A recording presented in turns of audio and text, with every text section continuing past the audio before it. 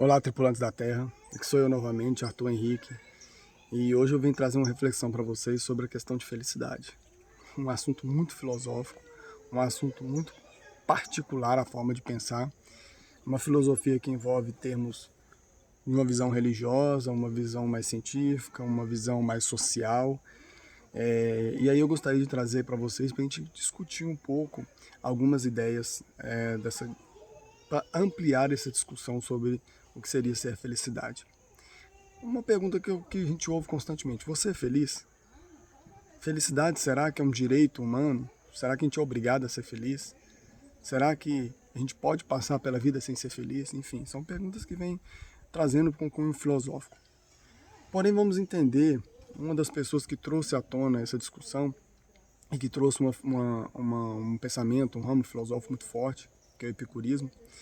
Então, Epicuro, um dos caras que estudou e discutiu muito sobre essa questão de felicidade lá na Grécia Antiga, ele vai dizer então, que todo homem tem direito a ser feliz, mas no sentido de que esse é o caminho único da vida. O único propósito da vida é ser feliz. E a felicidade para ele é a questão de buscar o prazer, de viver o prazer. Mas não um prazer desvairado, né? Como perturbaram depois da morte dele.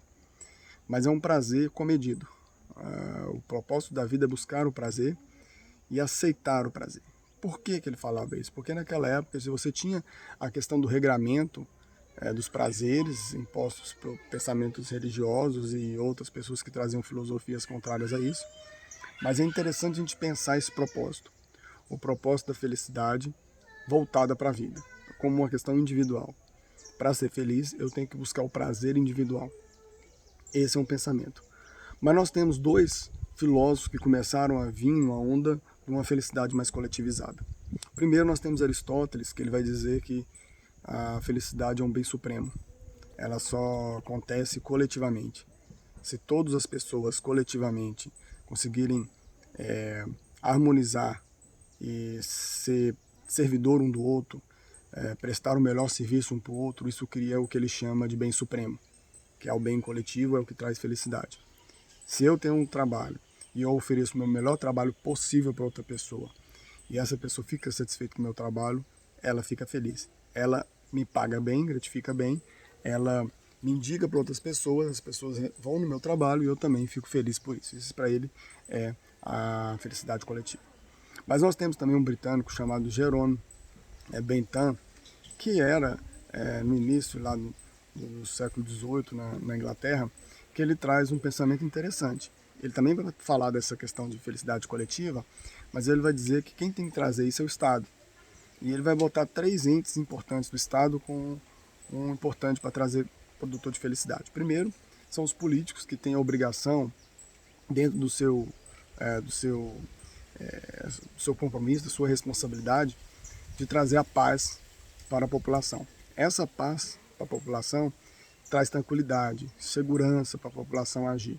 O segundo são os empresários, que deveriam trazer então prosperidade, oportunidade de trabalho, gerar economia, numa ideia de liberalismo, no sentido de que as pessoas pudessem ter acesso aos recursos materiais e também às questões financeiras.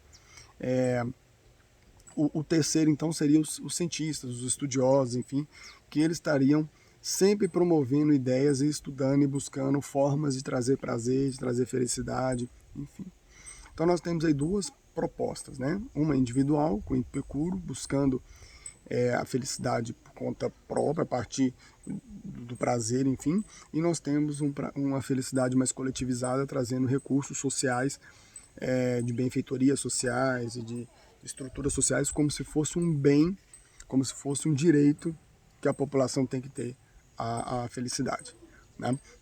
E aí nós podemos entender que depois veio um outro pensamento, junto com a ciência, de que a felicidade seria não social e não individual, como uma questão de busca, mas sim uma questão bioquímica, simplesmente uma forma química do cérebro funcionar. E aí então, esses cientistas pensaram uma forma de dar medicamentos e produzir, ajudar o cérebro a produzir neurotransmissores para trazer a felicidade, que foi o caso muitas vezes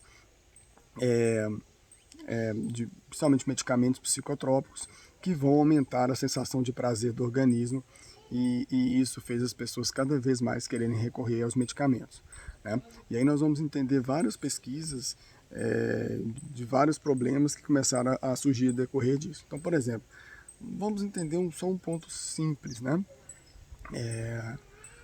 Tem medicamentos que diminuem a sensação de depressão, isso traz uma felicidade,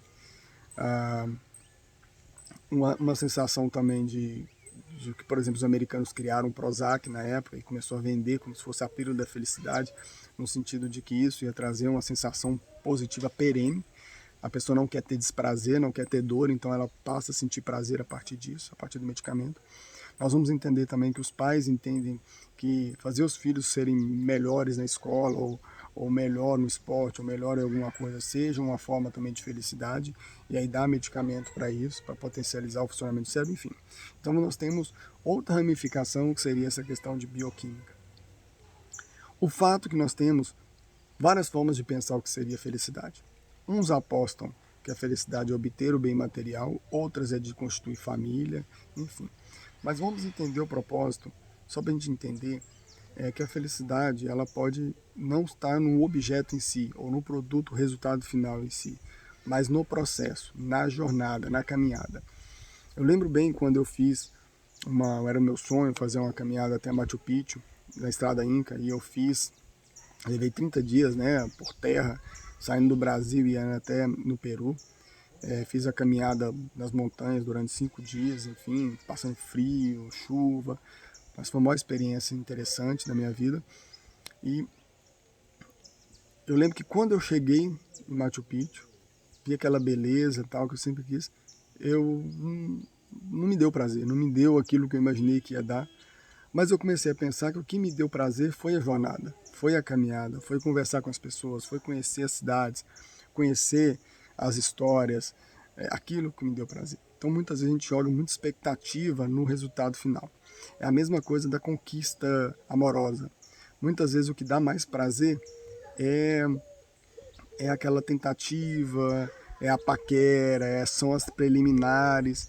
Isso muitas vezes dá mais prazer no homem e na mulher do que o ato sexual em si e do que gozar em si. Então, a gente fica pensando muitas vezes no resultado final, mas esquece do processo da jornada. Então, são informações que eu gostaria de a gente pensar sobre isso e sempre pensando no processo do caminhar, da jornada, e não somente no produto em si. E aí a gente vai tirar nossa concepção do que faz a gente ser feliz ou não, ok? Um abraço, até mais, até uma outra oportunidade.